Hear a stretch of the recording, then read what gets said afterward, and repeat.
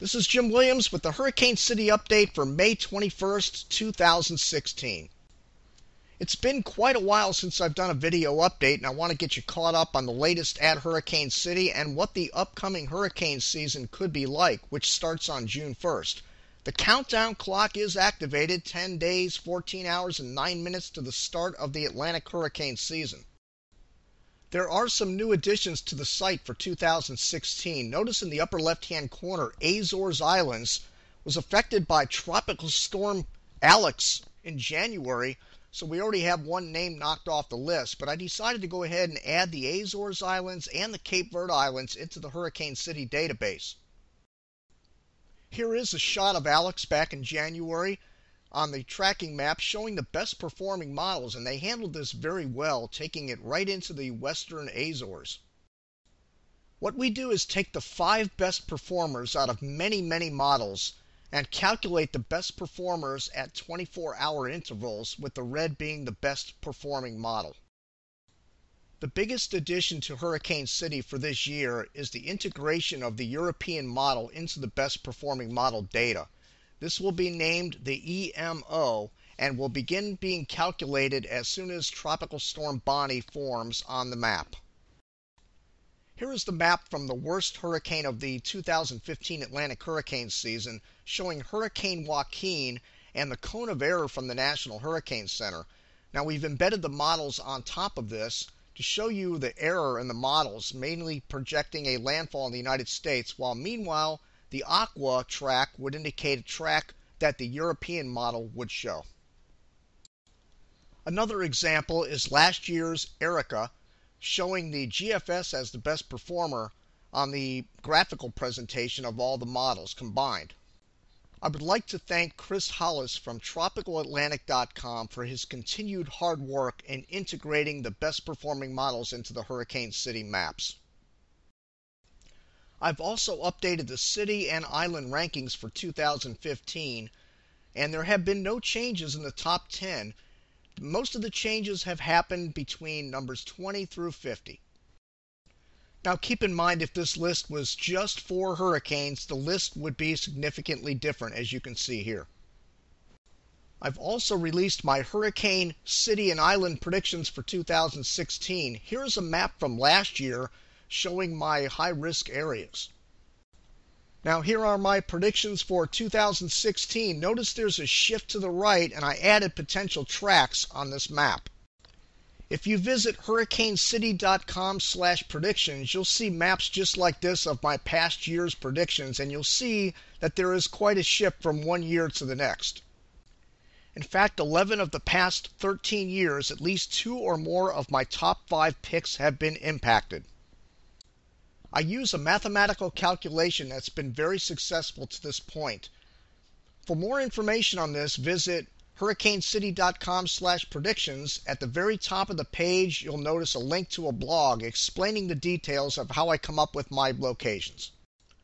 Most models indicate that we are going to be heading into a La Nina type pattern, as you can see by the blue numbers above indicating below normal temperatures in the equatorial Pacific.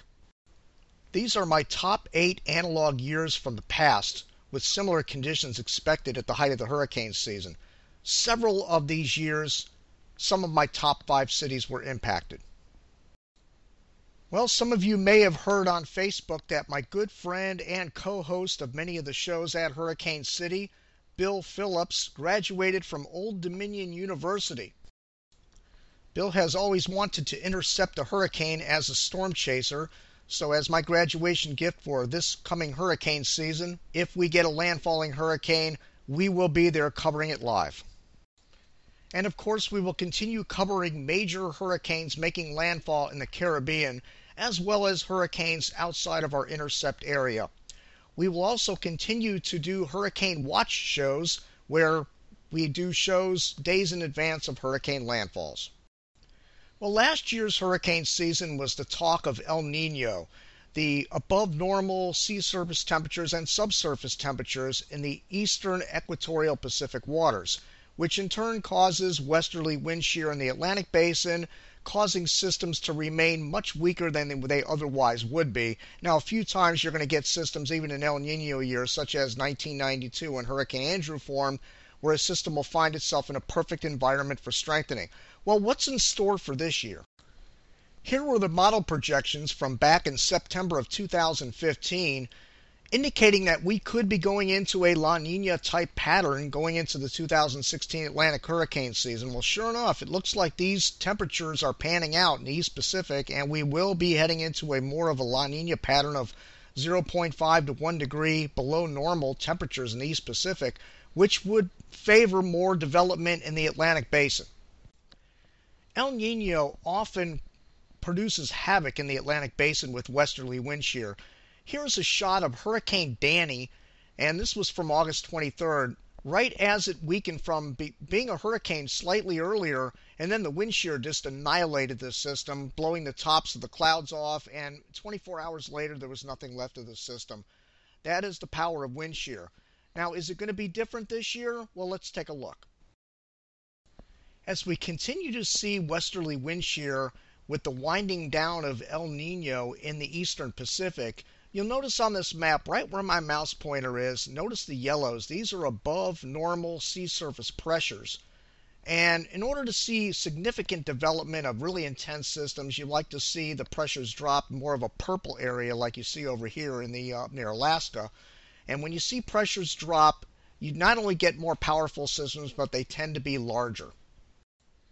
Now, going back to Danny from last year, when it was a full-fledged hurricane in the East Atlantic, look at the difference in the size between Danny and Wilma in 2005. Now, 2005 had very low sea surface pressures in the Atlantic basin and allowed for much larger, more expansive systems that are more powerful. And there's the difference between a season that's typically like a La Nina type season compared to an El Nino season like last year. Now, this is not to say that all systems in El Nino years are going to be small. It's just that generally when there's lower pressures, you're going to get more robust systems. And here's a classic example of that. So if the trend continues with El Nino fading in the East Pacific, we could see less wind shear in the Atlantic, which would allow pressures to lower in the Atlantic basin and allow more robust systems. So could that be what's going to happen this year? We'll have to wait and see. Now, along with lower pressures and larger systems comes larger storm surges. The larger the hurricane is, the more chances of a large surge happening in your location when hurricanes hit. As you can see from this graphic, most people die from storm surge followed by inland flooding from rainfall. So even though your city or island might not be on my personal high risk list, anybody can be hit in any hurricane season, and it doesn't matter if you're in Miami, for example, you can have a storm surge up in Broward County from a large system. So it's very important to see the size of the systems that we get this year. It's always important to prepare for hurricane season, and the best time to do it is before the season even starts and all the hype begins. Take time now to prepare a hurricane emergency kit. Check below for items to include in your kit. Don't wait until a hurricane warning is issued and the stores are empty or closed. Prepare an emergency plan and make sure every member of your family knows what to do if they aren't home when an emergency is declared. Finally, I would like to invite everyone to join me for my annual hurricane season kickoff show. I've been doing these since 1998. We're going to talk about the predictions, the experts' predictions. We're going to talk about vulnerabilities to certain areas and generally hurricane tracking. Please join me 8 p.m. Eastern Time, June 1st at www.hurricanecity.tv. Thank you for watching, everybody, and have a safe hurricane season.